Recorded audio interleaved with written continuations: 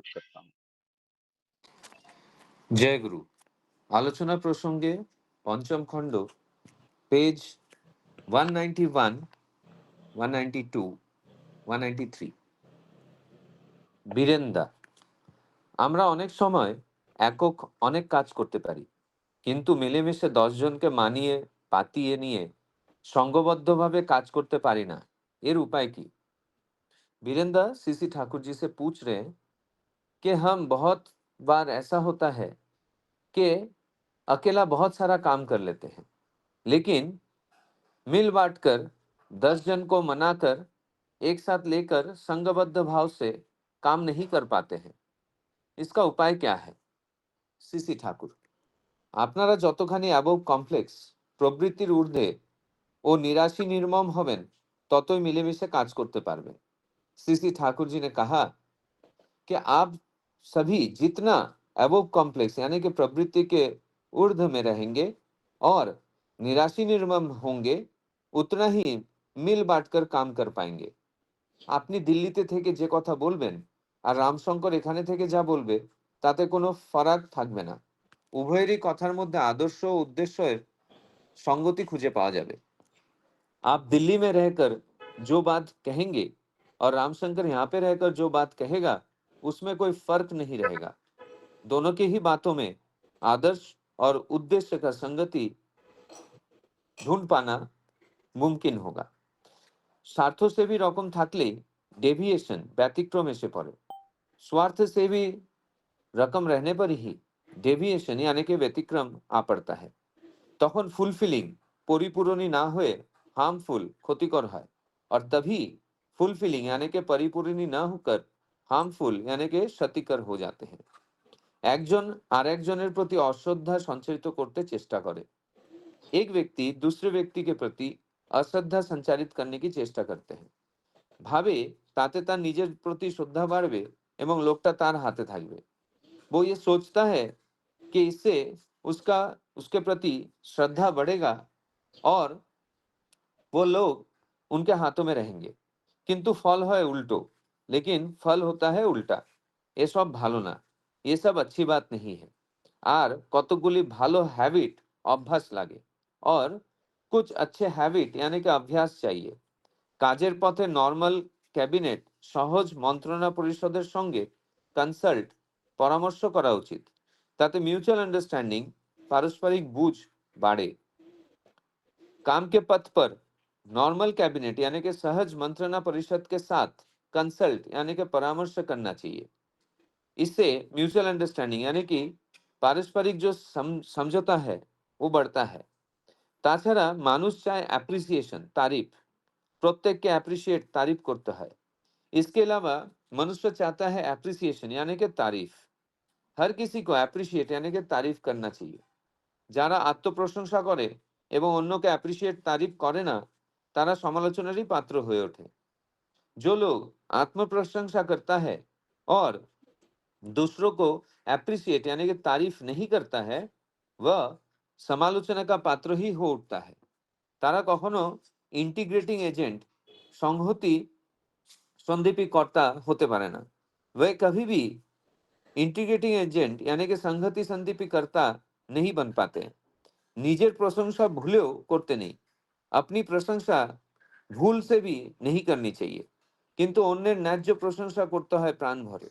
लेकिन दूसरों की उचित प्रशंसा करना चाहिए प्राण भर के। কারো দোষ সম্বন্ধে যদি তাকে বোঝাতে হয়, তাও সিম্প্যাথেটিক্যালি সহানুভূতি সহকারে প্রশংসার মিশেল দিয়ে এবং যথাসম্ভব নিরালায়। किसी के दोस्त संबंध में अगर उसे समझाना है, वो भी सिंपैथेटिकली सहानुभूति के साथ प्रशंसा का उदाहरण देते हुए और जितना हो सके अकेले में। বাদানুবাদ ও তর্ক বিতর্ক যত অ্যাভয়েড পরিহার করে পারা যায় ততই ভালো। वादानुवाद और तर्क वितर्क जितना अवॉइड यानी कि परिहार करके रहा जाए उतनी ही अच्छा है। होते मानुष रिजिड अनमनीय है, इससे मनुष्य रिजिड यानी कि अनमनीय होते हैं। बरং कॉर्डियल फैक्टफुल और रैशनल डिस्कशन हृद्य तथ्य और যুক্তিপূর্ণ আলোচনা ভালো। इससे अच्छा है कि कॉर्डियल, फैक्टफुल और रैशनल डिस्कशन यानी कि हृदय, तथ्य और युक्तिपूर्ण आलोचना बहुत अच्छी बात है। কয়েকজন মানুষ যদি ফিঙে হয়ে লাগে যে পরস্পরের মধ্যে মিল ছাড়া অমিল হতে দেবে না, তাহলে অবস্থার অনেকখানি উন্নতি হয়। कुछ मनुष्य अगर लग जाता है ये सोच करके एक दूसरे के बीच में मेल छोड़कर कभी भी मतभेद होने नहीं देंगे, तो इससे अवस्था बहुत हद तक उन्नत होता है। শ্রী ঠাকুর একটি মাকে বললেন, তোর মুখখানা অমন শুকনো দেখাচ্ছে কেন? শ্রী ठाकुर एक माँ को देखकर कहने लगे कि तुम्हारा चेहरा इतना सूखा हुआ क्यों दिख रहा है? মাটি বললেন, আমার দাঁতের গোড়ায় যন্ত্রণা হচ্ছে, মাথাটাও ধরেছে। माँ कहने लगी कि मेरे दांत के मसूड़े में दर्द हो रहा है और सर भी दर्द हो रहा है। শ্রী ঠাকুর তাকে বললেন, যা ভাগীরথের ওখানে থেকে একটু ওষুধ খেয়ে আয় গিয়ে। মাঝে মাঝে এরকम হয় নাকি? श्री ठाकुर उनको कहने लगे कि जाओ भगीरथ के वहां पर जाकर थोड़ा सा दवाई खाकर आओ। बीच बीच में ऐसा ही होता है क्या? उक्त माँ दांतेर যন্ত্রণা মাঝে মাঝেই টের পাই। वो माँ कहने लगी कि ये दांत का दर्द बीच बीच में ही मुझे महसूस होता है। শ্রী ঠাকুর, आपांगेर शिकड़ व नीमेर दातुन दिए दांत माजा भालो। श्री ठाकुर जी ने कहा, आपांग का जड़ या फिर नीम का दातुन से दांत साफ करना अच्छी बात है। নুন তেল দিয়ে দাঁত মাজলেও অনেকের উপকার হয়। नमक और तेल देकर दांत साफ करने पर भी उपकार हो सकता है। খাবার পর বিশেষত রাত্রে শোবার আগে দাঁতটা ভালো করে পরিষ্কার করতে হয়। खाने के बाद विशेषता रात को सोने से पहले दांत को बहुत अच्छी तरह से साफ करना चाहिए। একবার প্যারিকে দেখাস पायरिया হলো নাকি? एक बार तुम पैरी को दिखाना, पायरिया तो नहीं हुआ? दांत ভালো না থাকলে ওর থেকে নানা উপসর্গ দেখা দেয়। दांत ठीक न रहने पर उससे दूसरे उपसर्ग दिखाई देता है। তাড়াতাড়ি সারিয়ে ফেলতে হয়। জল সে জল ঠিক कर लेना चाहिए। আর दूध যতটা সহ্য হয় খাওয়া ভালো। और दूध जितना सहन हो सकता है उतना अच्छी बात है। অনেক সময় পুষ্টির অভাবে দাঁত খারাপ হয়। बहुत बार पुष्टि के अभाव से दांत खराब हो जाता है। दूध খেয়ে হজম করতে পারলে অপুষ্টির প্রতিকার হয়। दूध पीकर हजम करने से अपुष्टि का प्रतिकार हो जाता है। এরপর মাটি ডিসপেন্সারিতে ভগীরথদার কাছে গেলেন। इसके बाद वो माँ डिस्पेंसरी में भगीरथदा के नजदीक चले गए। শ্রী ঠাকুর একে একে অনেকের কাছে জিজ্ঞাসা করলেন, তোর दांत ভালো আছে তো? শ্রী ঠাকুর एक एक करके सभी को प्रश्न पूछने लगे कि तुम्हारा दांत ठीक है तो? প্রত্যেকে তার নিজের দাঁতের অবস্থা বললেন। हर किसी ने अपने अपने दांतों के अवस्था के बारे में बोले। শ্রী ঠাকুর সহাস্যে, दांत ভালো না থাকলে খাবার সুখ থাকে না। শ্রী ঠাকুर हंसते हुए कहने लगे कि दांत ठीक न रहने पर खाने का सुख नहीं मिलता है। আমরা আমারও দাঁত আগের মতো শক্ত নেই। मेरा दांत भी पहले जैसा सख्त नहीं है। মনে হয় আগের কালে মানুষের স্বাস্থ্য আমাদের থেকে ভালো ছিল। मुझे ऐसा लगता है कि पहले के जमाने में मनुष्य का स्वास्थ्य हमसे कहीं ज्यादा अच्छा था। বুড়ো বয়স পর্যন্ত অনেকের দাঁত, চোখ, পেট ইত্যাদি ঠিক থাকতো। बूढ़े वयस तक बहुत किसी का दांत, आंख, पेट इत्यादि ठीक रहता था। কত বুড়োকে কর্মর করে বুট ভাজা খেতে দেখেছি, बिना चश्माয় पढ़ते দেখেছি। कितने ही वृद्ध लोगों को मैंने चने चबाते हुए देखा है और बिना चश्मे का पढ़ते हुए देखा है। আবার খোরাকিও ছিল বেশ রীতিসই और उनका खुराक भी था एकदम ঠিকঠাক। চোখের इशाराয় ও हाथ नाড়ায় ব্যাপারটি বুঝিয়ে দিলেন। ठाकुर जी ने आंखों के इशारे से और हाथ हिलाते हुए पूरे बातों को अच्छे से समझा दिए। সকলে হাসলেন, সবই হাস পড়ে। গিরিশ দা, আজকাল খাবার জিনিস আগের মতো পাওয়া যায় না, তাতেও মানুষের স্বাস্থ্যের পক্ষে ক্ষতি হচ্ছে। गिरीश दा ने ठाकुर जी से कहा कि आजकल खाने का सामान पहले जैसा अच्छा नहीं मिलता है, उससे भी मनुष्य का स्वास्थ्य क्षतिग्रस्त हो रहा है। सीसी ठाकुर, खाटी जिनिসের অভাব তো আছেই। सीसी ठाकुर ये सुनकर कहने लगे कि असली चीजों का अभाव तो है ही, তাছাড়া আমাদের চালচলন ও আচার বিচারও আগের মতো নেই। इसके अलावा हमारी চালচলন और আচার বিচার भी पहले जैसा नहीं है। আবার বিয়ে থাওয়া ঠিক মতো না হওয়ায় দাম্পত্য ও পারিবারিক জীবনে অশান্তি ও অসামঞ্জস্য বেড়ে যাচ্ছে। তাতেও স্বাস্থ্য ও আয়ুর দিক দিয়ে ক্ষতি হচ্ছে। और शादी विवाह भी ठीक मत न होने पर दाम्पत्य और पारिवारिक जीवन में अशांति और असमंजस बढ़ते जा रहा है। इससे भी स्वास्थ्य और आयु के तरफ से क्षति हो रहा है। প্রীতি জীবনী ও সম্পদকে গজিয়ে তোলে, বিদ্বেষ গজানো যা তাকেও নষ্ট করে। प्रीति जीवनीय संपद को जगा उठता है और विद्वेष जो जगा हुआ है उसे भी नष्ट कर देता है। সিসি ঠাকুর একটু পরে হঠাৎ জিজ্ঞাসা করলেন, টেলিভিশন কাকে কয়? सीसी ठाकुर थोड़ी देर बाद अचानक से प्रश्न पूछे कि टेलीविजन किसे कहते हैं। একজন বললেন, এটা একরকম যন্ত্র যার সাহায্যে কোনো বাস্তব দৃশ্যকে অবিকলভাবে দূরে পাঠিয়ে সেখানেও তা ফুটিয়ে তোলা যায়। एक जन ने कहा कि ये एक किस्म का यंत्र है जिसके द्वारा कोई वास्तव दृश्य को ठीक उसी तरह दूर भेजकर वहां पर भी उसे देखा जा सकता है। सीसी ठाकुर, এটা হয় কেন এবং কিভাবে হয়? सीसी ठाकुर जी ने पूछा कि ये क्यों होता है और किस तरह होता है।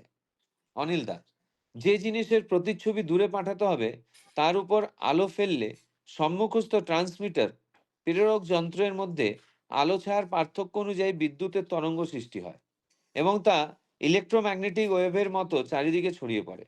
अनिल दा ठाकुर जी का इस प्रश्न का उत्तर देते हुए कहने लगे कि कोई भी चीज का छवि अगर दूर भेजना है तो उसके ऊपर उजाला डालकर सम्मुखस्थ जो ट्रांसमीटर यानी कि प्रेरक यंत्र है उसके अंदर उजाला और अंधेरा का डिफरेंस के अनुसार विद्युत के तरंग को सृष्टि किया जाता है और वही इलेक्ट्रोमैग्नेटिक वेव के तरह चारों तरफ फैल जाता है। সেই তরঙ্গ গ্রাহক যন্ত্রে উপস্থিত হয়ে অনুরূপ আলো ছায়ার পার্থক্য সৃষ্টি করে। वही तरंग जो ग्राहक यंत्र है उसमें उपस्थित होकर ठीक उसी तरह उजाला और अंधेरे का पार्थक्य को सृष्टि करता है। এইভাবে দূরস্থ ট্রান্সমিটার প্রেরক যন্ত্রের সম্মুখস্থ দৃশ্যের প্রতিরূপ গ্রাহক যন্ত্রের সামনের পর্দায় ফুটে ওঠে। ठीक इसी तरह दूरस्थ जो ट्रांसमीटर यानी कि प्रेरक यंत्र है उसके सामने दृश्य जो है वही प्रतिरूप ग्राहक यंत्र के सामने के पर्दे में आ जाता है। सीसी ठाकुर, मेंटल ट्यूनिंग मानसिक একতানতা হলেও दूरेर दृश्य मनेर पर्दाय फुटे उठते पारे। सीसी ठाकुर जी ने कहा, मेंटल ट्यूनिंग यानी कि मानसिक एकतांता होने पर भी दूर का दृश्य मन के पर्दे में फुट उठता है, अविकल और अविकृत भावे देखा जाए। इसे अविकल उसी तरह और अविकृत भाव से दिखाई देता है। जय गुरु। जय गुरु। श्रद्धेय श्री सूरज दा बहुत सुंदर भाव से आलोचना प्रसंगों को पाठ किए हैं और उनको हिंदी में अनुवाद करके बताया है। दादा ने प्रत्येक दिन ये प्रयास करते हैं और बहुत सुंदर और स्पष्ट भाव से करते हैं। दादा को मैं अजस्र धन्यवाद ज्ञापन करता हूँ। आज का जो विषय वस्तु है उसका 3 पैराग्राफ है। पहला पैराग्राफ ये है, मैं संक्षेप में बता देता हूँ। वीरेंद्र ठाकुर जी से प्रश्न पूछ रहा है, हम अक्सर अकेले बहुत सारे काम कर सकते हैं, लेकिन कई लोग को साथ में लेके काम करना, सामूहिक रूप से मिलजुल कर काम करना हमारे लिए मुश्किल होता है। ये क्यों है? इसका उपाय क्या है? इस प्रश्न का उत्तर में ठाकुर जी बोले, आप लोग जितना अपना प्रवृत्ति का ऊपर उठेंगे, जितने अधिक निराशा और निर्भरता से मुक्त होंगे, उतना ही आप लोग मिलजुल कर काम कर पाएंगे। दोनों व्यक्ति का अंदर बातों में मिल रहेगा। जहाँ स्वार्थों का प्रवृत्ति रहेगा, वहीं पे व्यतिक्रम आते हैं। तब फुलफिल का बदले में हार्मफुल होते हैं। काम करने का समय आपस में बातचीत करना चाहिए, परामर्श करना चाहिए, तभी म्यूचुअल अंडरस्टैंडिंग बढ़ता है। मनुष्य तारीफ चाहता है, लोगों का तारीफ करना चाहिए, खुद का प्रशंसा कभी नहीं करना चाहिए, लेकिन दूसरे का प्रशंसा अगर उचित है तो जरूर करना चाहिए और तर्क वितर्क जो है वो परिहार करके चलना चाहिए। दूसरा विषय है दांत का समस्या को लेकर। ठाकुर जी दांत का समस्या को बहुत गंभीर रूप बताया है। दांत का समस्या के बारे में ठाकुर जी ऐसे बोले, एक माँ आके दांत का समस्या से परेशान थी। ठाकुर जी उनको नीम का दातन से दंत मंजन करने बोले। खास करके रात को खाना खाने का बाद दातन करना बहुत जरूरी है। दांत अगर ठीक नहीं है तो खाना खाने में कोई मजा नहीं है। गिरीशदा बोलने लगे, आजकल खाने पीने का सामान भी पहले जैसा नहीं है।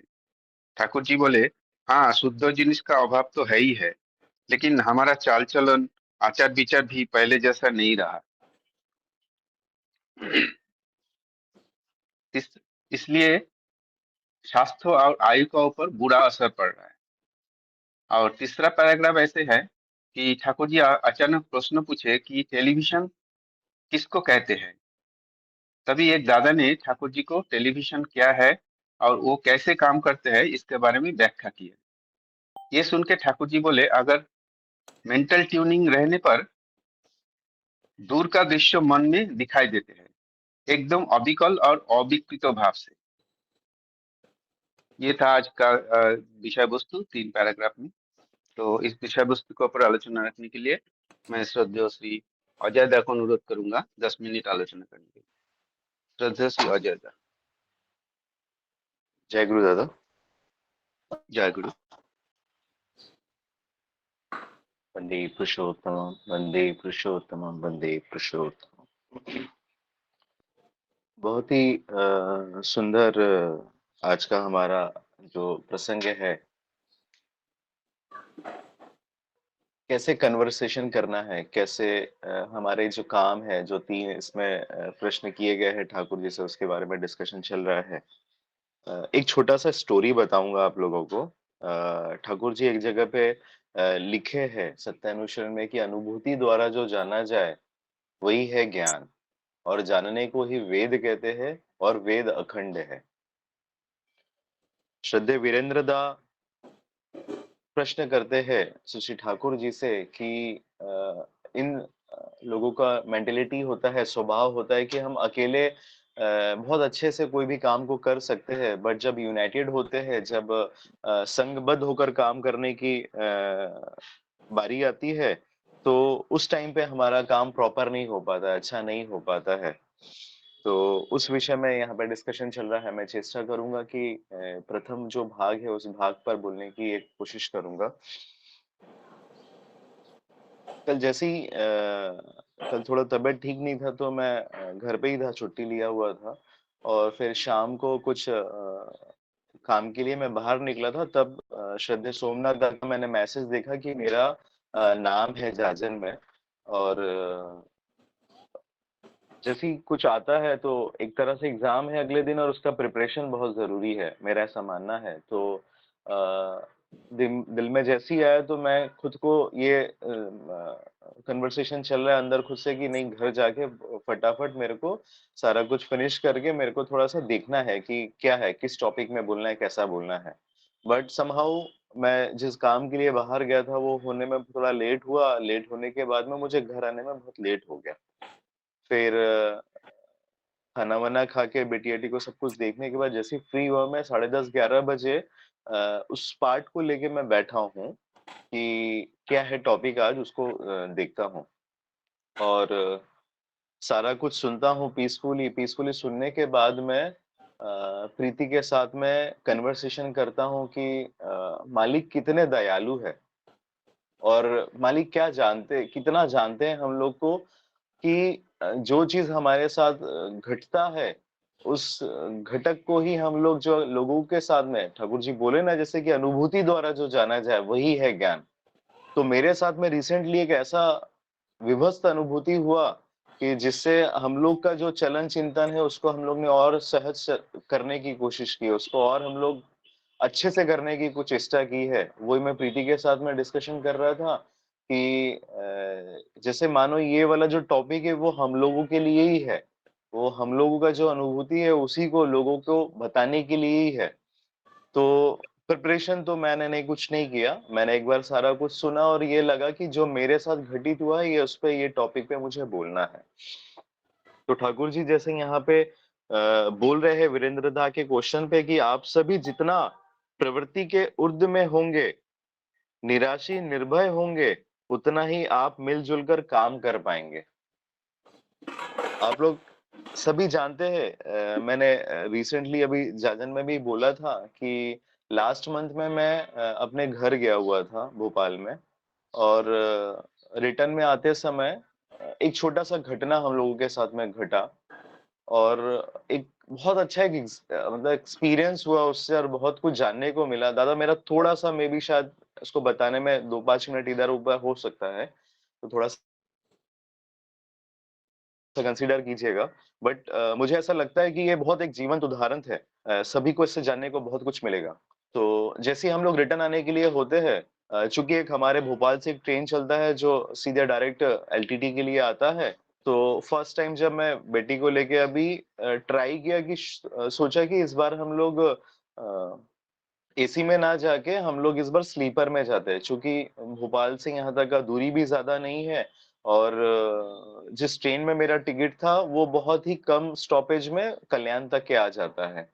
तो जस्ट फॉर आर&डी पर्पस मैंने उसमें टिकट किया, स्लीपर में टिकट लिया मैंने और प्रीति, मैं और बिटिया हम लोग लेके फ्राइडे के दिन हम लोग भोपाल से निकलते हैं शाम 6 बजे की गाड़ी से और बहुत अच्छा हमारा सफ़र होता है, बहुत अच्छे हमारे जो साथ में कलीग्स होते हैं, हम लोग बहुत फ़ैमिलियर होके बढ़िया बहुत हमारा अच्छा-सा हमारा सफ़र जर्नी स्टार्ट होता है और सब कुछ ठीक चल रहा था। रात में खाना-वाना खा के हम लोग जैसे सोते हैं, अल सुबह अर्ली मॉर्निंग में एक घटना हमारे साथ में घटित होता है। देखिएगा कितना कुछ प्लान्ड है, मतलब हर जगह पे ठाकुर जी हमको इंगित करते हैं। ट्रेन में बैठने के उपरांत ही प्रीति के मन में एक अजीब-सा ख़्याल आता है, बट वो मेरे साथ शेयर नहीं करती है कि आज मेरे को थोड़ा-सा प्रॉपर रहना है। मेरे गले का चेन-वेन जो है वो पूरा गोल्ड पहनी हुई थी। कान में, उसके गले में सारा कुछ था और उसके मन में भाव आ रहा है, बट उसने मेरे साथ डिस्क्लोज़ नहीं किया है कि ऐसा कुछ उसके मन में चल रहा है। हम लोग भी अपना जर्नी स्टार्ट करते हैं और बहुत अच्छा सब कुछ ठीक था। हम लोग का ऊपर वाला सीट था, जो बर्थ था मेरा, हम दोनों का ही अपर बर्थ था। बट फैमिली जो हमारे साथ में ट्रैवल कर रही थी वो बहुत अच्छी थी, वो भी बदलापुर ही आ रहे थे वो लोग भी। तो जर्नी स्टार्ट होता है और खाना-वाना खाने के बाद में प्रीति उस माँ से पूछती है कि इफ पॉसिबल अगर आप अलाउ करें तो मैं नीचे वाले बर्थ में सो जाती हूँ, क्योंकि मेरी बेटी है तो मेरे को थोड़ा-सा ईज़ी होगा, आप अगर शिफ्ट कर लें तो। तो उन्होंने भी बहुत प्रेम पूर्वक एक्सेप्ट किया और बोले कि ठीक है, आप यहाँ नीचे सो जाइए, मैं ऊपर सो जाती हूँ। आप देखिएगा मतलब क्या, मतलब सब कुछ जो घटित होना होता है ना, वो ऐसा करके एकदम पूरा प्लान्ड होता है। तो हम लोग का कहाँ ऊपर का अपर का बर्थ है और कृति उस दिन नीचे जाके लोअर बर्थ में सो जाती है। उस वाले ट्रेन का जो विंडो था वो स्लाइड क्लोजिंग था, मतलब ऊपर से नीचे नहीं आना था, स्लाइड से मूव करके उसको क्लोज किया जाता है। जस्ट विंडो के साइड में प्रीति सो गई, मेरा ऊपर का बर्थ था, मैं जाके ऊपर में सो गया। सब कुछ बहुत अच्छे से चल रहा था। उसके बाद तकरीबन सुबह 4:30 बजे बारिश भी हो रही थी और प्रीति विंडो ओपन क्लोज रख रही थी। मैंने जाके एक बार उसको बोला भी कि प्रीति ठंड हवा आ रही है तो आप क्लोज कर दो। जैसे थोड़ा-सा सफोकेशन होता था, वो अपना विंडो हल्का-सा खोल देती थी कि सफोकेशन ना लगे, बट उसने क्लोज किया। बट कहीं-कहीं होता है ना कि ठाकुर जी ने सत्यानुशन में एक जगह लिखे है कि सत्चालक अवलंबन किए हो तो भय ना करो, किंतु कष्ट के लिए राजी रहो। तो अगर हमारे चलन चिंतन में अगर कहीं भी थोड़ा-सा खामी रहेगा, थोड़ा-सा अगर कमी रहेगा तो हमको कष्ट भोगना ही होगा। तो प्रीति ने विंडो तो क्लोज़ किया बट वो प्रॉपर्ली लॉक नहीं हुआ। सुबह 4:30 बजे की तरफ इगतपुरी जैसे ही आता है, वहाँ पे 2 एक ऐसा स्टेशन है जहाँ पे for brake checking train slow रुकता है और उसके बाद फिर अगेन रीस्टार्ट होता है। तो हम लोग सभी सोए थे, सुबह 4:30 पौने 5 बजे की घटना है ये और सब कुछ शांत माहौल था, कोई भी जगा हुआ नहीं था। इक्का-दुक्का हमारे जस्ट प्रीति के साइड में एक आजी माँ सोई हुई थी, वो जाग रही थी, देख रही थी, उनके ऊपर उनकी नातनी सोई हुई थी। तो आफ्टर डिस्कशन आफ्टर इंसिडेंट ये लोग बोलते हैं कि हमने सब कुछ देखा था, सब कुछ नॉर्मल था, आंटी बेबी को फीड करवा रही थी, आंटी एक बार जगी थी, ऐसा-ऐसा करके फिर अगेन सो गए, ऐसा सब कुछ बताया गया। तो अल-सुबह 4:40 4:45 की घटना है। जैसे ही वो सेकंड वाले ब्रेक स्टॉप पे गाड़ी आके रुकती है और जैसे ही स्टार्ट होती है तो स्लोली कोई विंडो ओपन करके हाथ अंदर डालता है बाहर से, ट्रेन के बाहर से और ये सिर्फ हमारे साथ नहीं हुआ, उस दिन हमारा जो कोच था, उस कोच पूरा टारगेटेड था। 8-10 लोग थे दोनों साइड में, और हम लोगों का 8 और 11 था। 4 नंबर पे प्रीति सोई थी नीचे, और 73 मतलब डोर के बोथ साइड, बोथ एंड पे जो लोग थे उन लोगों को ज्यादा टारगेट किया गया। तो प्रीति का विंडो खोल के हाथ अंदर डाला जाता है, वैसे ही प्रीति की आंख खुल जाती है। और आप लोग एक कल्पना करके देखिएगा कि अगर ऐसा कुछ इंसिडेंट होता है और अचानक से आप सोए हो और किसी का हाथ आपको दिखता है, तो ऑब्वियसली डर लगता है। तो प्रीति को जैसे ही ऐसा हाथ दिखा, तो प्रीति बहुत जोर से चिल्लाई, और जैसे ही वो चिल्लाई तो सामने वाले ने उसके गले का गोल्ड चेन को प्लग किया, और जस्ट एकदम विद इन अ सेकेंड उसने बाहर निकाल के ले गया। प्रीति हड़बड़ाहट में सीट से नीचे गिर जाती है और बहुत जोर से शाउट करती है। मैं ऊपर ऑपोजिट डायरेक्शन में साइड अपर में सोया हुआ था। जैसे वो चिल्लाती है तो मैं डायरेक्ट ऊपर से एकदम नीचे जंप करता हूँ कि क्या हुआ, मतलब अचानक से सुना हुआ ये चीख मेरे को भी अंदर में वो लगता है। तो क्या हुआ, तो प्रीति सब कुछ बताती है कि ऐसा हुआ, मेरा गोल्ड चेन लेके गया। प्रीति की गंजना सुन के बेटी भी जोर जोर से रोने लग जाती है। मतलब ट्रेन में एक हाहा पुकार मच जाता है कि क्या हो गया, क्या इंसिडेंट हो गया। सब लोग प्रीति के पास में इकट्ठा हो जाते हैं। फिर बातों बातों में पता चलता है कि 73 में जो लेडीज थी उसके भी बैग का चेन ओपन किया गया और वॉलेट वगैरह निकालने की कोशिश की, बट वो लेडी सजग थी इसलिए उसने हाथ में हिट किया, तो वो कुछ नहीं, ऐसा इंसिडेंट नहीं हुआ, उसका कुछ चोरी नहीं गया। बट हमारे साथ में घटना हो चुका था। प्रीति का गोल्ड चेन लेके चले गए थे, और सब जमा हो गए, सब उसको वो दे रहे हैं, ढाढ़स बंधा रहे हैं कि नहीं नॉर्मल रहो, तुम ठीक हो, कोई इशू नहीं है। मेरा एक जो नेचर है, मैं बहुत जल्दी पैनिक हो जाता हूँ और बहुत जल्दी अग्रेशन हो जाता है मेरा। बट कहते हैं ना कि ठाकुर जी को लेकर चलते, तो हम जब खुद पर काम करते तो सारा कुछ में हम लोग उस ठाकुर जी की भावदारी के हिसाब से चल पाते हैं। तो जैसे ये सारा इंसिडेंट हुआ तो मैं बहुत काउंटडाउन था, मैं नॉर्मल ही था। मैंने सबसे पहले प्रीति सेफ है कि नहीं, मेरी बिटिया सेफ है कि नहीं, मैंने उसको अहम अहमियत दी, और बोथ आर सेफ। मुझे उसका वो था कि नहीं, दोनों ठीक है। जो इंसिडेंट हो गया उसके लिए मैं कुछ नहीं कर सकता हूँ, और जो हो गया, इट्स ओके, कोई दिक्कत नहीं है, दोनों सेफ है, मेरे प्रिय, मुझे और कोई दिक्कत नहीं है। लोग बाग बहुत सारे लोग आ गए थे, लेडीज लोग आ गए थे, प्रीति को ढांढस बंधा रही थी। सब लोग बोल रहे इसको पानी पिलाओ, ये कराओ। चूंकि इंसिडेंट था इसलिए बात करना हो गया बिफोर स्टीबिटी। लोग बाग पानी का बोतल लेके खड़े हैं कि पानी पीजिए, आप पानी पीजिए, रिलैक्स होइए। मैंने सबसे रिक्वेस्ट किया कि आप 2 मिनट रुकिए। सबसे पहले मुझे मेरे गुरु का, हम लोग जो करते हैं, मेरे को अर्घ देना है, उसके बाद मैं सारा कुछ इंसिडेंट करूंगा और हम लोग नेक्स्ट करेंगे। लोग बाग आके हम लोग को बहुत वो कर रहे हैं कि आप चेन पुल करिए, चेन खींचिए, ट्रेन को रोकिए, जीआरपी आ जाएगा, उसके बाद आप इंसिडेंट का रिपोर्ट करिए। बट मैंने, गाड़ी चल चुकी थी, जैसे इंसिडेंट हुआ गाड़ी चल चुकी थी, मैंने किसी को भी कुछ नहीं किया। मैंने सबसे पहले, हम दोनों ने हाथ मुंह धो के सबसे पहले मैंने एसटीबीटी किया, बिटिया का एसटीबीटी किया, प्रीति ने अपना एसटीबीटी किया। हमने सब कुछ पहले करके प्रॉपरली हमने सब कुछ रखा, उसके बाद हम लोगों ने अपना नेक्स्ट मूवमेंट स्टार्ट किया। प्रीति ने पानी वानी पिया, रिलैक्स हुआ। इस सब चीज में तकरीबन 10 से 15 मिनट, 20 मिनट हो चुका था। इंसिडेंट होने के 20 मिनट के बाद में मैं जाके ट्रेन का चेन पुलिंग करता हूँ और गाड़ी रुक जाती है। वी आर वेटिंग कि जीआरपी शायद आ जाएगा जो ट्रेन में उपस्थित होता है। और उस दिन ऐसा हुआ था कि उस दिन कम स्टाफ होने की वजह से ना हमारा टिकट चेकर, कोई टिकट चेक करने के लिए कोई आया, ना जीआरपी का कोई मूवमेंट दिखा, कुछ भी नहीं दिखा उस दिन हमको। तो चेन पुल करने के बाद में आफ्टर 20 मिनट्स के बाद में जीआरपी तो नहीं आया, टिकट चेकर भी नहीं आया, ट्रेन का लोको पायलट दौड़ के आता है। क्योंकि जो ऐसा टेक्निकलिटी ऐसा होता है कि अगर हम चेन पुल करते हैं तो उसका जो वैक्यूम होता है उसको रिलीज करना होता है, उसके बाद में जाके हम नेक्स्ट आगे बढ़ सकते हैं। तो घाई घाई में ट्रेन का लोको पायलट आता है और वो आके सबसे पहले आके चेन पुल जो किया था उसको रिलीज करके नॉर्मल उसको लॉक इन करता है, और उसके बाद फिर वीडियो बनाता है, प्रीति से सारा इंसिडेंट जानता है। फिर बोलता है कि मैं जाके आगे किसी को बोलता हूँ, मैं गाड़ी स्टार्ट कर रहा हूँ, क्योंकि गाड़ी वैसे भी 20 मिनट आधा घंटा लेट हो चुकी है। तो वो जाता है, फटाफट जाने के बाद में सब गाड़ी चल पड़ती है। लाख रुपए का तकरीबन चेन था, एक शिकन तक नहीं थी मेरे अंदर कि नहीं मेरा इतना बड़ा लॉस हो गया है, इतना बड़ा इंसिडेंट हो गया, कुछ भी नहीं लग रहा था दादा। सिर्फ ये था कि मेरी वाइफ, मेरी बिटिया और हम दोनों को, प्रीति भी इसलिए रो रही थी कि कहीं कुछ अगर शायद कुछ ऐसा इंसिडेंट हो जाता, मेरी बच्ची को अगर कुछ हार्म हो जाता, तो हम लोग उसको लेके सबसे ज्यादा वरीड थे। प्रीति का ये सोच के जब प्रीति रो रही थी तो मेरी बेटी, मतलब कहते हैं ना कि हम ठाकुर जी को लेके कर थोड़ा सा भी चलते हैं तो ठाकुर जी उसका हमको आउटपुट देते हैं।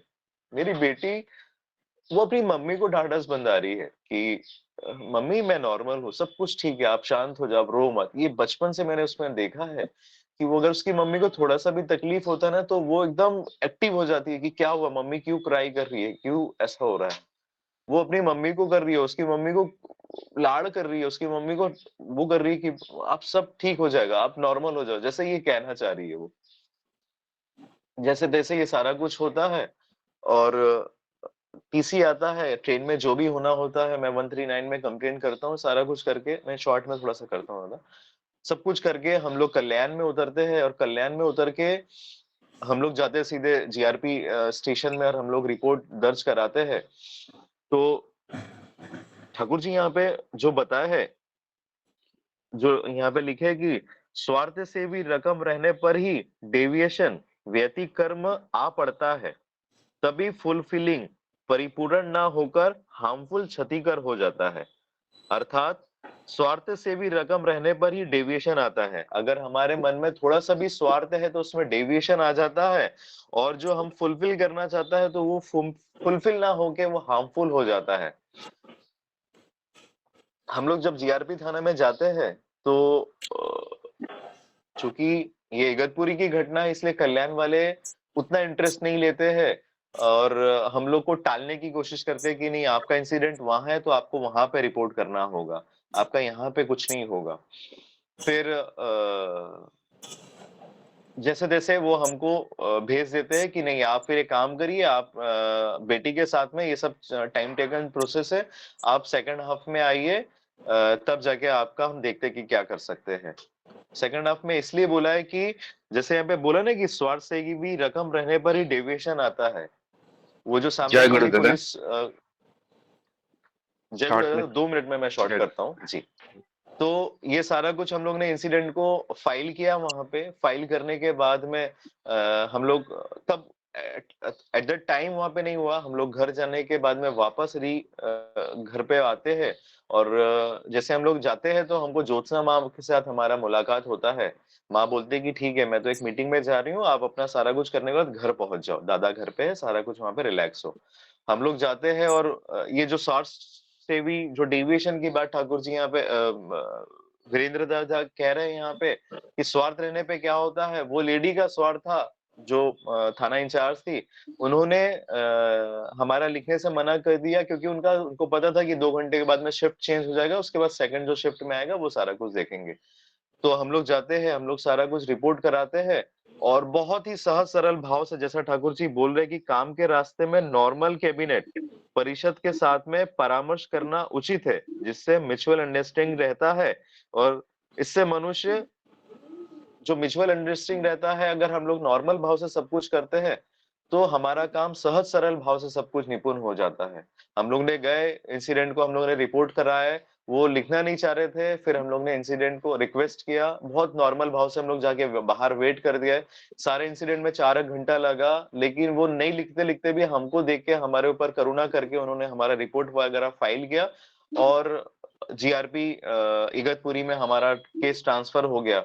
वहां से हम लोग को फोन आना स्टार्ट हो गया है और बहुत सरल भाव से मैंने सभी के साथ में पोलाइटली बात किया। जो जीआरपी इगतपुरी के इंचार्ज थे, उनका फोन आया और मैंने बहुत किया कि मैंने बहुत सहज भाव से उनसे बात की कि दादा सर, आप अपने काम में निपुण हैं, आपको जैसा ठीक लगता है आप अपना काम करिए। जैसा ज्योत्सना मैंने एक दिन हम लोग को बताया था कि उनके पीएचडी के टाइम पे जब वो एक कॉलेज में गई थी तो बहुत सरल, सहज सरल भाव से उन्होंने अपनी बातों को रखा, तो उनका जो बहुत बड़ा काम था वो बहुत सहज भाव से हो गया। तो वो चीज मेरे दिल में था, मैंने यही चीज वहां पे एप्लीकेबल किया कि जितना हम सहज और नॉर्मल रहेंगे, शायद हमारा काम अपने आप होता जाएगा। वो सर का जैसे ही फोन आता है तो मैंने बहुत सरल भाव से उनको बोल दिया, और सर ने बोला कि नहीं सर हम लोग करेंगे और जो भी होगा बेस्ट होगा। मोरल ऑफ द स्टोरी मैं आपको ये बताना चाह रहा हूँ कि yesterday we got a call from GRP Igatpuri कि सर आपका जो चोरी गया चेन था वो हम लोग ने फाइंड आउट कर लिया है, उसका रिकवरी हो गया है। आप आज के दिन हमको बुलाया गया है, आप आज आके आप अपना गोल्ड चेन को आइडेंटिफाई करिए और इसको आप रिकवर करिए अपने यहाँ से। कहने का तात्पर्य ये है कि अगर हम ठाकुर जी को लेकर अगर चलते हैं, ठाकुर जी की भावधारा में अगर जब हम चलते हैं, हम उसको अगर अपने आप को ढाल के चलते हैं, और हम दोनों ने आके कुछ नहीं किया, हम दोनों ने आके सिर्फ प्रणामी रखा, ठाकुर जी को बोला कि ठाकुर जी आपका जिसमें आप मंगल समझते हैं, आपको जो ठीक लगता है आप वो करिए, बाकी हमको कोई इश्यू नहीं है, हमको रिकवर हो, हमको गोल्ड चेन वापस मिले या नहीं मिले, हमको कोई इंसिडेंट से इश्यू नहीं था। लेकिन आज ठाकुर जी की इतनी परम करुणा कृपा है कि आज हमारा ऐसा इंसिडेंट के बाद में भी आज हमारा रिकवरी होता है और आज हम लोग सुबह जाने वाले हैं 11 बजे, फिर देखते हैं क्या होता है। लेकिन ये ठाकुर जी की ही लीला है कि आज इतना बड़ा इंसिडेंट होने के बाद भी आज हमारा सब कुछ सहज और सरल भाव से ठाकुर जी ने हमको ब्लेस किया है। जय गुरु दादा, क्षमा चाहूंगा थोड़ा सा टाइम लिया मैंने। जय गुरु। दादा जो इंसिडेंट बोला है वो कितना मतलब दुखजनक है, लेकिन ठाकुर जी का कृपा से वो चेन रिकवर हो गया है। और दादा ने जो मतलब कुछ एक्शन ना करके पहले इष्टभीति किए और फिर बाद में सभी एक्शन किए, और इतना लोगों को एक साथ लेके काम करना कितना डिफिकल्ट है। और फिर भी दादा दिमाग शांत रख के सबको मतलब पोलाइट सी बात करके जो कामयाबी हासिल किया है, ये एक बहुत ज्यादा अच्छा दृष्टांत तो है हम लोग के लिए, और हम लोग का एक बहुत बड़ा सीख है। तो बहुत अच्छा आलोचना रखे है दादा ने।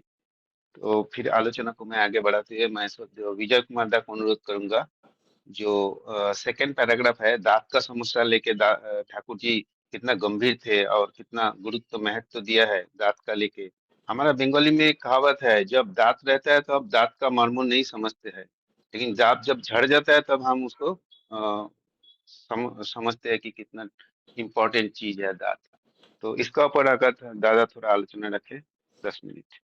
जय गुरु दादा।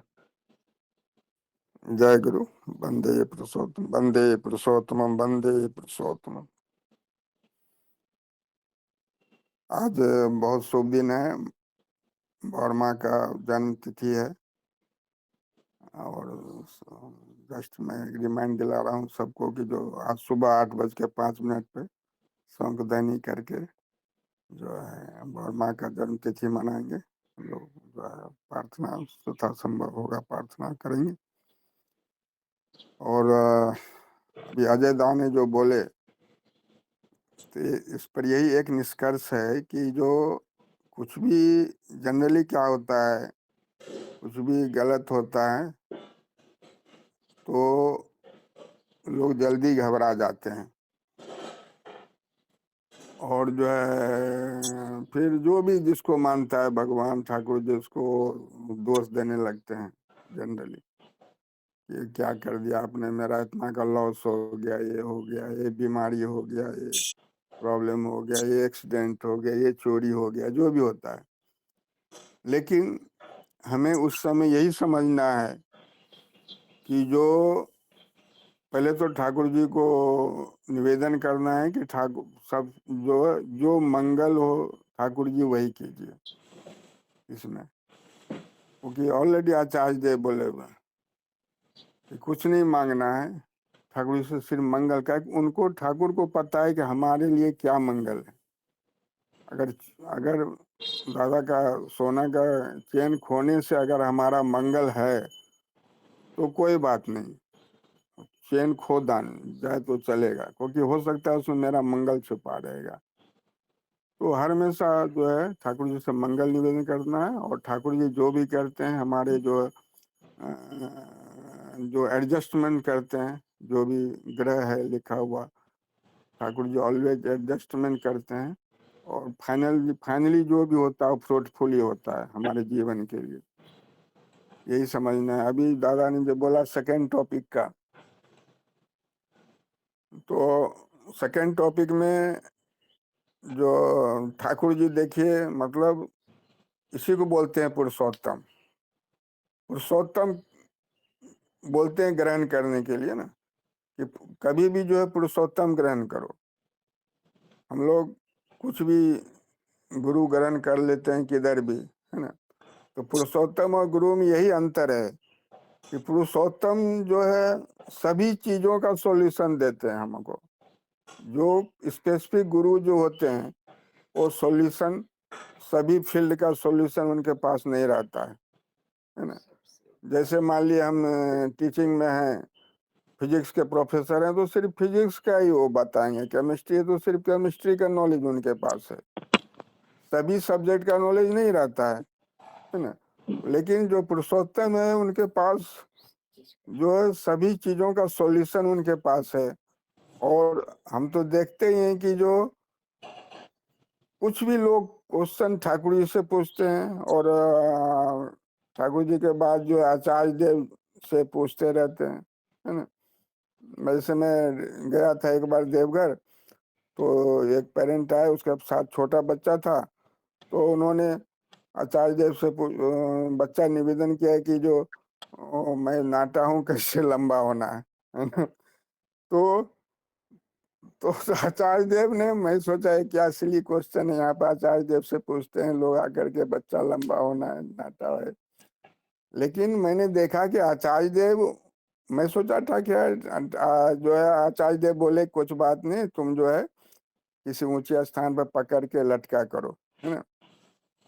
मैं बोला ठीक है, इतना सॉल्यूशन शायद आचार्य देव दे दिए, हो गया होगा। नहीं, उनको जो है आचार्य देव ने अपने सामने जो बोले वही नाट मंडप में, कि जो तुम ये पकड़ के लटको मेरे सामने, वो उनको उसको प्रैक्टिस करवाया अपने सामने भी लटका करके, है ना। और बहुत टाइम दिए बच्चों को। तो कहने का मतलब है कि यही तो पुरुषोत्तम है, जो सभी चीजों का सॉल्यूशन हमारे पास है। हमारे जीवन में जितने भी समस्या हैं, छोटी, हमको लगता है छोटी बड़ी समस्या, लेकिन वहां पर जो है आचार्य जी के पास लोग छोटी छोटी समस्या लेके जाते हैं और उनका सॉल्यूशन मिलता है। तो यहाँ पर भी जो है दांत दर्द के विषय में जो है बात हुई, और क्योंकि हमारे पास जो भी सेंस है, क्योंकि 5 सेंस है ना, जो है जीभ है, नाक है, कान है, दांत है, तो ये सेंस जो है बहुत इंपॉर्टेंट मायने रखता है हमारे लाइफ में। अगर इसमें से कोई भी एक सेंस, आंख है, कोई भी एक सेंस चला जाता है तो लाइफ जीने में बहुत कष्ट होने वाला है, बहुत कष्ट होता है ना। उसी तरह से जो दांत भी जो है बहुत इंपॉर्टेंट पार्ट है हमारे बॉडी का।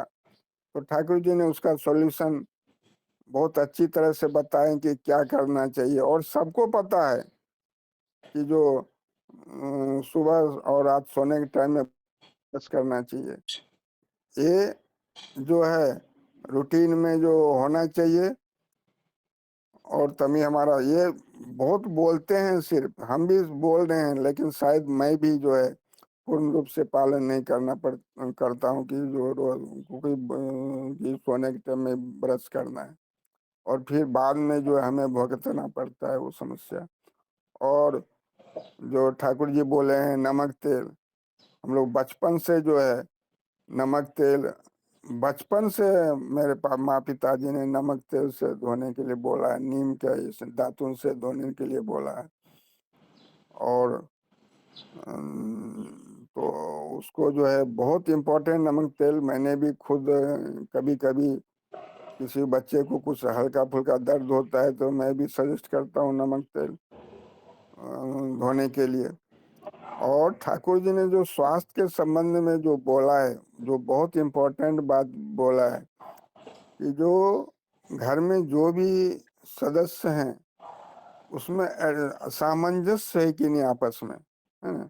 बीवी बच्चे माता पिता जो भी हैं, आपस में जो प्रेम भाव, घर का वातावरण कैसा है, तो घर का वातावरण हमेशा सौहार्दपूर्ण होना चाहिए।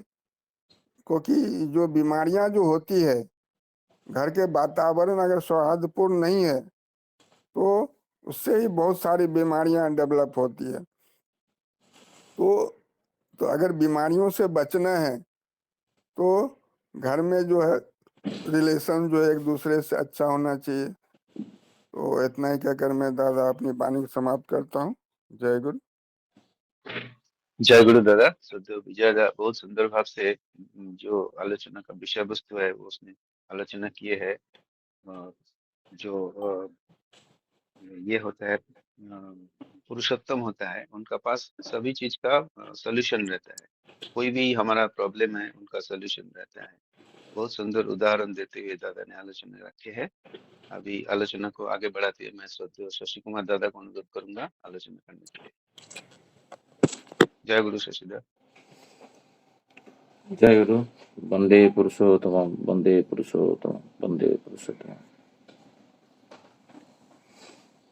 अभी एक भावगंभीर परिवेश अजय दा क्रिएट किए हैं, बहुत अच्छा, मतलब इतना वास्तव उदाहरण है। सत्यानुसरण का जो बात है उसका वास्तव उदाहरण मुझे बहुत कम मिला है। बहुत जगह में मैं ढूंढता हूँ अभी भी। और जैसे श्री ठाकुर जी का एक बातें हैं, जो सत्कर्मी का कभी अकल्याण नहीं होता है, दिन का आगे से कि दिन का बाद, ना उसका पास्ट में हुआ है ना उसका फ्यूचर में हुआ है। जे मनुष्य जब सत्य के साथ युक्त रहता है, सत्य का मूर्तिमंत स्वरूप श्री ठाकुर है। और उसका जो उदाहरण दिए, कहाँ ट्रेन में आज तक कभी किसी का एक पिन भी खोता है ना, वो मिला नहीं आज तक। और ये तो सोने का ये है, वो तो मिलना असंभव होता है, बट वो भी मिला। मैं उसमें नहीं जाता हूँ क्योंकि समय अभी कम है। बहुत सुंदर लगा ये बात है, जब मनुष्य सबको प्रत्याख्यान करके उसका इष्टबुद्धि को पैराट, क्योंकि इसी टाइम में भूल भी जाता है। आधा घंटा बातें लोग कर लेते हैं उसको तत्परता, बट वो उसको इग्नोर करके ईश्वर प्रमुख प्राइमरी है तो उसको लेके चले तो जो भी है जो भी हुआ है वो हिस्ट्री है, वो तो बोल चुके हैं। मैं इसको में जाता नहीं, सब सुने। हम अभी जो आज का विषय वस्तु है बहुत व्यापक विषय वस्तु है, मैं उसमें ज़्यादातर प्रिपरेशन कर नहीं पाया कल। तो अभी सूरजदा पढ़ते पढ़ते मैं कुछ मेरा जो ट्रेडिशनल वे में मैं कुछ ओडिया में पॉइंट आउट करके लिखता हूँ हर दिन। जो ठाकुर जी बोलते हैं ना डायरी मेंटेन करने के लिए, तो वो डायरी में हर दिन मेंटेन करता हूँ। तो उसमें कुछ चीज़ में लिखा हूँ, उसको मैं तो उसके ऊपर आलोचना रखूंगा। जो ठाकुर जी का पिन पॉइंट बात है उसको थोड़ा मैं हाईलाइट करने के लिए प्रयास करूंगा। क्वेश्चन है, बीरंदा पूछ रहे हैं जो अनेक समय में हम लोग इंडिविजुअली बहुत कुछ काम कर लेते हैं, बट हम मिल के 10 लोग मिल के और हम उनके अंदर ऊर्जा पैदा करके बस संगवत भाव से हम काम नहीं कर पाते हैं, कॉम्बाइंड वर्क नहीं कर पाता है। इंडिविजुअल परफॉर्मर बहुत अच्छे होते हैं, बट जब सामूहिक बात आता है, टीम आता है, तो हम कर नहीं पाते हैं। तो उसका उपाय क्या है? श्री ठाकुर जी जो बोले हैं, मेरा पास समय कम है, मैं इसलिए संक्षेप में एक एक करके बोलूंगा। श्री ठाकुर जी बोल रहे हैं, जो फर्स्ट वाला पॉइंट जो बोल रहे हैं, जो संघवत में काम करने के लिए आपको आपका प्रवृत्ति के ऊपर आना पड़ेगा। आपके पास जो कॉम्प्लेक्सेस है उसके ऊपर नियंत्रण करना पड़ेगा, और वो जब तक नहीं होगा तो आप संघवत में काम नहीं कर पाओगे। आपको निराशी निर्मम होना चाहिए, निराशी निर्मम बनना पड़ेगा। आप दुर्बल नहीं बनोगे। मैं देखा हूँ, एक अभी जो लास्ट ईयर में कुछ कार्यक्रम हुआ था, तो उसमें कल सुबह का कार्यक्रम है और एक इंसिडेंट आया। जो इंसिडेंट में मैं देखा मेरा प्रभु का कोई 7-8 हज़ार लॉस हो रहा है। क्या मैं उसको कॉम्प्रोमाइज करके एक्टिविटी को परफॉर्म करूं? मैं पहले प्रमुख प्रायोरिटी दिया श्री ठाकुर को, तो उसके साथ अनबन हुआ। फिर रात को 12-1 बजे एक बी टीम हुआ, मेरा पुत्र को मैं लेके गया, रात को 2 बजे तक बैठा। निर्मम बनेगा, तुमको बनना पड़ेगा। तो उसको देख के वो व्यक्ति नहीं आया, बट जो कार्य हुआ वो हिस्ट्री है। वो विकास भाई है, मैं कभी कभी वो उदाहरण देता हूँ, मतलब देख ठाकुर जी को प्रायोरिटी करना है, ईश्वर को प्राय कॉम्प्रोमाइज करके आप एक्टिविटी कर दोगे, बोलोगे ठीक है जाने दो ना, मेरा काम होना चाहिए। तो श्री ठाकुर बोलते हैं यहाँ पर प्रवृत्ति जो है कॉम्प्लेक्स है, उसको ऊपर आपको आना पड़ेगा। और वो क्या है, वो प्रवृत्ति सब कुछ आपका ईश्वर को पूर्ण करना चाहिए, देन आप संघबद्ध में काम कर सकते हो सकता है 3 लोग नहीं आए, बट 3 लोग को आज मैं प्रश्रय देता तो 30 लोग टूट जाते। तो श्री ठाकुर बोलते हैं सेकंड पॉइंट में, जे जब आप मिलके काम करने के लिए, जब आपके जीवन में आदर्श एवं उद्देश्य एक रहेंगे, संगति रहेगा। सबका जीवन में आदर्श सही नहीं है। हम लोग यहाँ पर जो 40 लोग आज ज्वाइन किए हैं, सब लोग ठाकुर जी का दीक्षा लिए, बट सबका जीवन में आदर्श एक ही नहीं है, श्री ठाकुर नहीं है।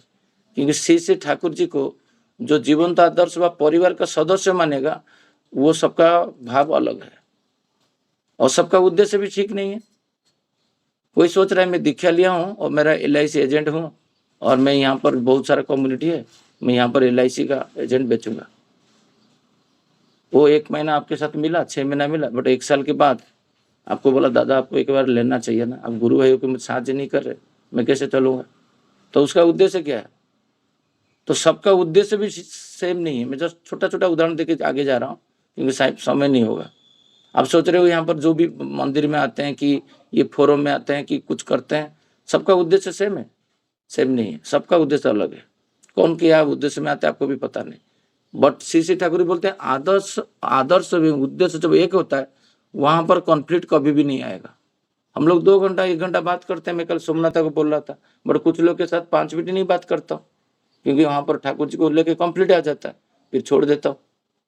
श्री ठाकुर जी ने सेकंड वॉल्यूम में बोले जो खांटी और अखांटी, प्योर इम्प्योर कभी मिल नहीं सकते। खांटी अखांटी, खांटी मिलता है अखांटी के साथ, अखांटी को खांटी करने के बाद, खांटी होने के बाद भी ये वर्ड ठाकुर जी जो बोले वही वर्ड बंगला वर्ड में यूज कर रहा हूँ सो दैट थोड़ा समझने के लिए इजी होगा। प्योर तो तब भी उसके साथ मिल नहीं पाता है। तो जो मिलन नहीं होने का कारण भी जो संघबद्ध में, ये भी एक पॉइंट है, जे उद्देश्य और आदर्श एक नहीं रहता है, उसको एक जहां पर है वो हो जाता है। तो एक व्यक्ति आया, वो बोला नहीं मेरा रूममेट को और एक सिंगापुर के एक आदमी को लेके मैं कर लूंगा। तो मेरा बेटा को उस दिन फीवर हुआ था, मैं देखा हूँ, जे बोले पापा हो जाए। मतलब जब आदर्श एक है, उद्देश्य एक है, विश्व में ऐसा कोई व्यक्ति नहीं है ठाकुर जी का काम को रोक देगा कि सौत का काम को रोक देगा। जब सूर्य आते हैं अंधकार ऑटोमेटिक जाता है। कभी अभी देखे हो रात दिन में 11 बजे कि सुबह 8 बजे अंधकार रहने का बाहर जाके? कभी भी नहीं रहता है और रहेगा भी नहीं। तो उद्देश्य आदर्श एक होना चाहिए। श्री ठाकुर जी बोलते हैं इसीलिए संघबद्ध में काम नहीं हो पाता है, क्योंकि आपका उद्देश्य सही रहेगा तो आपको वही सही मेंटालिटी वाले जितना भी ट्यून्ड में जगत में रहेंगे वो जुड़ जाएंगे आपके साथ। फिर थर्ड पॉइंट बोल रहे हैं जे व्यतिक्रम, इसके लिए व्यतिक्रम आता है और परिपूर्ण नहीं होके खेतीकर होता है। जब आदर्श उद्देश्य नहीं रहता है तो ठाकुर जी को परिपूर्ण करने वाला बात नहीं रहता है, तो उसके लिए हार्मफुल होता है, खेती होता है। फोर्थ पॉइंट बोल रहे हैं श्री ठाकुर जे कभी कभी हम लोग देखेंगे जे ये फोर्थ पॉइंट समझना मुश्किल है सोमनाथ दा, उसको एग्जाम्पल देना पड़ेगा, नहीं तो समझ नहीं पाएंगे लोग। सोमनाथ दा के साथ मैं मिल रहा हूँ और सोमनाथ दा किसी को घृणा कर रहे और मैं सोमनाथ दा इज ए प्रोमिनेंट पर्सन और मैं सोमनाथ दा को खुश करने के लिए वो व्यक्ति के साथ बात करना बंद कर दिया। ये अक्सर होता है हमारे साथ, सबके साथ होता है ये। कोई बोलेगा नहीं होता है, मैं प्रमाण करके दिखा दूंगा, सबके साथ होता है। कॉमन पॉइंट में लव सेंटर जहां रहता है और वो जिसको घृणा करता है, आपको घृणा वहां पर उत्पन्न हो जाता है। तो मुझे पता नहीं आचार्य देव किसके लिए उसको घृणा करते हैं कि क्या करते हैं, मैं देखा हूं अनादर कर रहे हैं, उनके पीछे मंगल रहेगा, बट मुझे पता नहीं, मैं अनादर करना शुरू कर दिया।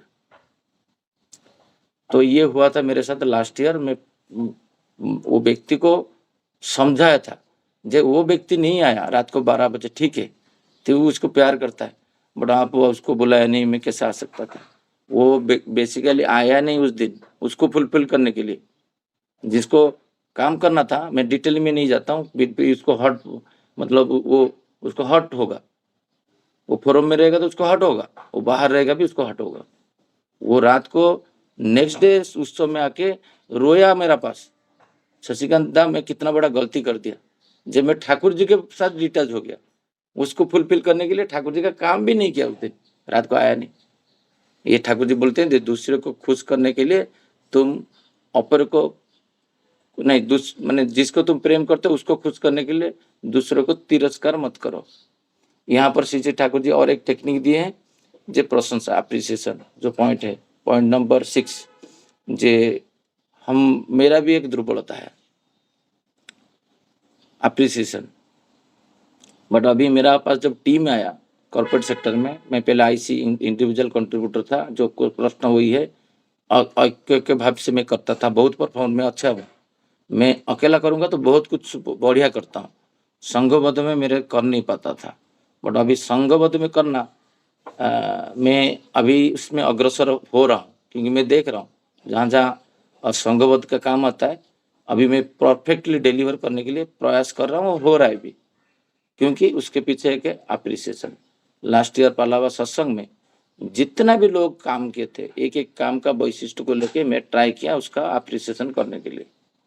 और उसका एक वर्किंग कमेटी में सोमनाथ दा देखोगे, मैं 10 दिन होगा पहले मैं डाला हूँ लास्ट ईयर का एक ड्राफ्ट नोट, ये पढ़ा 3rd वॉल्यूम में। ठाकुर जी बोलते हैं जिसको यथाजथ्य अप्रिसिएशन देना चाहिए। दादा देखिए मैं उत्तमता को मिला, दादा देखिए ये झांसी गए थे 19 दीक्षा देके मिलके इतना अनजान जगह में आ गए, इतना बोलने में क्या जाता है, बट उसको प्रेरणा मिलेगा, तो प्रशंसा मिलेगा और अग्रसर होगा। क्योंकि प्रशंसा जो होता है मनुष्य का जो जीन है, जो डीएनए है, उसको एक्टिव करता है, उद्दीप्त करता है। और जब प्रशंसा नहीं मिलता है वो सेल सब डैमेज होता है। तो प्रशंसा करना मतलब अच्छा होता है। सीजे ठाकुर जी बोलते हैं मनुष्य को उद्दीप्त करता है, मनुष्य को बिकमिंग पथ में लेके जाता है। आप प्रशंसा नहीं करो तो आप काम नहीं हो पाता है। और बोलते हैं ना प्रशंसा क्यों जरूरी है ईश्वर का काम में, तो ईश्वर का काम है तो ईश्वर ही तो खुद बोल रहे प्रशंसा करने के लिए। तो क्योंकि सेल उसके उद्दीप्त होता है, प्रेरणा मिलता है, प्रेरणा ही तो देना ही अप्रिसिएशन का एक पार्ट है। तो सीजे ठाकुर जी बोलते हैं खुद को प्रशंसा को जितना डोमिनेट किया जाता है तो उतना अच्छा रहता है, और दूसरों को जितना प्रशंसा करोगे उतना संगवत होके काम करने के लिए प्रेरणा मिलेगा। एक और एक बात बोल रहे हैं यहाँ पर, जे यहाँ पर मैं रोक दूं सोमनाथा? नहीं, कंटिन्यू कीजिए। श्री ठाकुर जी बोलते हैं जे 9th पॉइंट जो है वेरी वेरी इंपॉर्टेंट है, क्योंकि इसको ना पॉइंटिंग किया हूँ हिंदी में करके ना, मैं ग्रुप में सोच रहा हूँ, क्योंकि इतना पॉइंट इसमें है ना, बिना पॉइंट में बात करेंगे तो कुछ होगा नहीं। मैं इसलिए आजकल फोल्डरिंग एंड वो डायरी जो मेंटेन वो स्टार्ट किया हूँ, क्योंकि ठाकुर जी बहुत जगह में बोले डायरी मेंटेन करो। तो ये जो बातें है जो बोलते हैं जो संगमत में काम नहीं हो पाता, उसका विशेष कारण ये है, आप माइंड में रखिए, ये आपका ऑर्गेनाइजेशन आप क्यों नहीं कर पाते हो, क्योंकि आप दोस्त देखना संग 2 टाइप का दोस्त होता है। एक होता है श्री ठाकुर जी बोलते हैं 99% जिसका भी दोष हो उसको पब्लिक में मत बोलो, और पब्लिक में भी दोष बोलने के लिए ठाकुर जी बोले, हम पढ़ चुके हैं ऑलरेडी 1st वॉल्यूम में। पब्लिक में कहाँ पर तुम दोष देखोगे, वो भी बोले ठाकुर जी, जहां पर इष्ट का क्षुण्ण हो रहा है, कोई बोल रहा है ठाकुर जी माताल है, तो उसको एकांत में जाके बोलोगे क्या? ठाकुर जी को जहां पर डायरेक्ट हिट हो रहा है, ठाकुर जी बोलते हैं लंका जला दिया रावण, और जो रावण का राज्य को जला दिया था बिना परमिशन में हनुमान, तो जैसे वो पराक्रम है तब वो आएगा जब दोस्त देखोगे, मतलब जहां पर इष्ट को डायरेक्ट हट हो रहा है तब कोई सुनना नहीं है, क्योंकि पब्लिक की फिर वो वही धारणा में इष्ट को ले लेंगे, वो पार्ट अलग आता है। वो जब आता है तो आपको फ्लुएंटली बोलना है। मैं कभी कभी माइक ऑन करके भी बोलता हूँ, बट व्यक्तिगत रूप में भी बहुत सारे लोग को फोन करता हूँ। उस दिन प्रणमदा को जो बादलापुर मंदिर में आलोचना कर रहा था, इतना सारे लोग तन भन कर रहे, मेरा इष्ट को कुछ हिट नहीं हो रहा है। हाँ ठीक है, वो झगड़ा चल रहा है, मैं एकांत में बोलूंगा। ठाकुर जी बोलते हैं दोष जो है वो एकांत में उसको सुधारने के लिए सिंपैथेटिकली सहानुभूति भी होना चाहिए। मेरा परिवेश में बहुत सारा गुरु भाई का जितना भी दोष था वो दोष आज नहीं है, उसको निपात करना है। इसका मतलब नहीं जे मैं विजय का दोष देखूं और दोष कैसे जाएगा उसको प्रेरणा देके मैं ठीक नहीं करूं। एक व्यक्ति हर दिन कंप्लेन करता था, बोलता था, बोला मेरे साथ जब बात करोगे ना थोड़ा मेरे साथ अंततः बोलना बोला। अभी मैं देख रहा हूँ 1 साल हो गया वो किसी को कंप्लेन नहीं कर रहा है, तो उसका तो दोष था। अभी वो कर नहीं रहा है, क्योंकि हर दिन में क्या क्या फोन हेलो जय गुरु और किसी के बारे में डिस्क्लेमर देता था। ये फोरम में भी वो प्रेजेंट है, उनको देख के मैं खुश होता हूँ। कंप्लेनिंग नेचर था, अभी कंप्लेनिंग नेचर नहीं। जो दोस्त था वो दोस्त गायब चला गया। क्यों ना, एक व्यक्ति से वो कंप्लेन से बात नहीं किया, धीरे धीरे प्रैक्टिस करके दूसरे लोग के साथ भी ऐसे हुआ। तो वो क्या होगा, उससे क्या होता है ना, जोमाट नहीं बनता है, फिर वो टूट जाता है। तो वो ये संघबद्ध होने का ऑब्स्टेकल्स है। मतलब जो अकेला कर सकते हो, बट 10 लोग को करने के लिए 10 लोग का दोष अब एकांत में बोल के उसको ठीक करना है। जे पार्किंग ठीक से नहीं किया है, 10 लोग खड़े हैं तो बोलना नहीं, एकांत में जाके बोलना है, फोन करके बोलना है। कभी कभी भी स्लिप हो जाता है तो नियंत्रण करना है धीरे धीरे। फिर पछतावा, दादा मैं बोल के गलत हो गया, क्योंकि मेरे साथ बहुत हुआ है। जब आप कर्म करोगे ना संघबद्ध में, मैं तो परिवेश के ऊपर अंततः पक्षे 4-5 एक्टिविटी तो हम करते हैं। एक सत्संग करते हैं, रथ यात्रा करते हैं, पिकनिक करते हैं, यहाँ पर जो भी गणेश टेम्पल में कोई एक्टिविटी होता है, गायत्री यज्ञ भी होता है, बहुत सारा एक्टिविटी है परिवेश में जिसमें हम लोग लीडिंग रोल करते हैं। उसमें ये जो पॉइंट है उसके ऊपर हम लोग बहुत काम किए हैं, व्यक्तिगत मैं काम किया हूँ, जिसके वजह से इसलिए आज इतना बड़ा टीम तैयारी हुआ है, नहीं तो नहीं हो पाता। और अनजाने में जब गलती होता है उसको सुधारना होता है, नहीं तो वो आपको इकट्ठा काम नहीं कर पाओगे, आप टीम नहीं लीडिंग नहीं कर पाओगे। जिसका जो वीकनेस है वो आप उसको सुधारना है, नहीं तो अदरवाइज आप उसको वीकनेस बता दोगे वो दुर्बल हो जाता है। उसको कैसे ओवरकम करके ऊपर आएगा, उसका ट्रीटमेंट आपको होना चाहिए। एक व्यक्ति दारू पीरा है, 2 दिन से मिसिंग था। कल रात को 11 बजे जब डिस्कशन हुआ, निराकरण बोला, जो एक ही निराकरण है, सदगुरु का शरणापन्न, सत्संग का आश्रय ग्रहण करना पड़ेगा। उसके लिए आपको 2 चीज मिलेगा, एक मिलेगा नाम, एक मिलेगा इष्ट को भोग देने का इष्टभूति प्रक्रिया। वो व्यक्ति जो यहाँ का ओडिया एसोसिएशन का चेयरमैन है, वो मुझे कल बोले, शशि भाई मेरा घर पे, मेरा जहाँ पर दुर्बलता है, जिसका घर पे हुआ है, जिसका रिलेटिव में, उनका घर पे सारे खर्चा मैं दूंगा, 50,000 लगे, 1 लाख लगे, बट आप बढ़िया से सत्संग करें। दीक्षा कोई नहीं लिए, बढ़िया सत्संग करके उनका घर पे ये लेके आना है। आप सोच पा रहे हो, कभी सोच नहीं पाओगे। तो प्रज्ञा को मैं बोला हम प्रस्तुत हो जाएंगे, वहां पर सत्संग करेंगे और फंडिंग वहां से वो देगा, बट बोल रहा है वो फंडिंग में दिया हूं, किसी को बताना मत। आप सोच इकट्ठा कैसे होने के लिए यहाँ पर होता है, आप प्रमुख मेन ये है, आप संघ होने के लिए आदर्श उद्देश्य। इसका जो सारांश है आपका आदर्श और उद्देश्य। आदर्श ठीक है, इष्टभूति टाइम ले देना है, 1000 लोग चेन गया है, टूट गया है, बच्चा रो रहा है, बीबी रो रहा है, सब लोग परेशान कर रहे हैं, मैं आधा घंटा उसी में उलझन हूं, मैं ईश्वर का इष्टभूति भूल गया।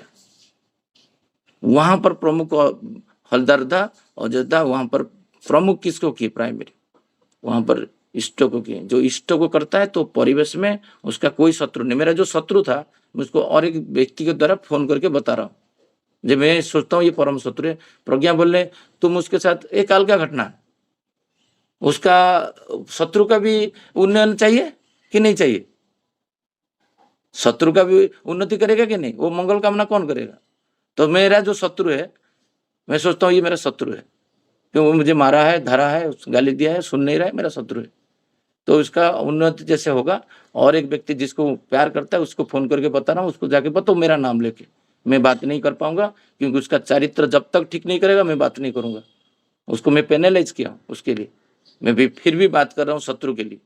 और स्पीकर फोन में प्रज्ञा, चल तुम डायरेक्ट क्यों बात नहीं कर रहे हो, मैं डायरेक्ट बात नहीं करूंगा, उसका चारित्र का परिवर्तन हुआ नहीं अभी। ठाकुर जी जो चाहे दूर रह के उसके डाला ये करो, वो सब करो, वही कर रहा हूँ मैं, संघ परिहार करना है। तो एक टीम बिल्डिंग करने के लिए यहाँ पर आपका परिवेश में भी आप कर सकते हो। श्री ठाकुर जी आगे बढ़ते हैं, 2-3 पॉइंट बोले, उसका बोल के मैं आलोचना रखूंगा। अभी जो विजेता आलोचना कर रहे थे, कल सोमनाथ जी से बात कर रहा था, जो ठाकुर जी, श्री ठाकुर जी बोल रहे हैं रात को ब्रश करके सोना है। ये प्रैक्टिस मेरा नहीं था, ये यहीं पे बोले नहीं है, ये शायद 4th वॉल्यूम में कहीं पे बोले, जो मेरा डायरी में था। और मेरा एक बैड हैबिट था, मैं रात को ब्रश नहीं कर पाता था, मेरा बेटा करता था तब मैं नहीं कर पाता था। एक दिन जब ठाकुर जी की बातें पढ़ लिया, ये मेरे को बहुत चुप किया मेरा बॉडी में। ये छोटा सा पे तो सांडिल्य यूनिवर्सिटी थोड़ी बोल रहे हैं ठाकुर जी बोलने के लिए। दांत मंजन में मेरा दांत है और सुस्तेनी का पाठ है, ये शिव विग्रह है। और ब्रश करना मैं स्टार्ट किया, आप बिलीव नहीं करोगे, ब्रश इज माई इष्टभूति। एक 2 दिन का उदाहरण कल दे रहा था सोमनाथ दा को। रात को एक दिन आया, सो गया, वही जगन्नाथ जी का था। मैं फिर मेरे को 10 मिनट बाद नींद थोड़ा अजीब सा लगा। मेरे जाके ब्रश किया, कैसे ना, ब्रश से नहीं किया, थोड़ा टूथपेस्ट लेके हाथ से ऐसा लगा के मतलब थोड़ा कम टाइम में कर लेता हूँ। फिर नींद आया। एक दिन ब्रश छोटा था, नेक्स्ट डे सुबह इष्टभूति हो ही नहीं रहा है। मतलब आपका एक चीज जो प्रैक्टिस हो जाएगा ना, ठाकुर जी बोल रहे हैं, जे आपका बिछाना पत्र भी थोड़ा सा ऊपर नीचे होगा तो आपका इष्टभूति नहीं होगा। मेरा अभी बिछाना देखोगे तो पूरा नीट एंड क्लीन, परिष्कार परिच्छन्न, मैं प्रार्थना से पहले, नहाना से पहले करके उठता हूँ। क्योंकि जो प्रैक्टिस हो जाता है 2 साल 4 साल 5 साल, तो धीरे धीरे सत्ता का बॉडी में अंदर आ जाता है। ये ठाकुर जी का बात है। तो चारों तरफ से आप कंपन सृष्टि कर दीजिए। रात को ब्रश करना है, एक बात को आप एग्जीक्यूट कर दीजिए। जैसे थालकुड़ी को हम प्रमोट किए थे, तो आज से जितना भी परिवार के लोग हैं यहाँ पर ज्वाइन किए, सब कल हाथ रेज करके बोलेंगे नहीं रात को दादा हम लोग ब्रश किए, पुरुषोत्तम का बात हम रखें। मैं अभी देखा, मेरा सबसे कैविटी जो बोलते हैं काला काला होके हो जाता, मेरा लेफ्ट में 3 दांत और राइट में 2 दांत नहीं है, ऑपरेशन होके निकाल दिए। बट अभी देखा हूँ 2 साल 3 साल ब्रश करने के बाद मेरा दांत कभी भी खराब नहीं हुआ है।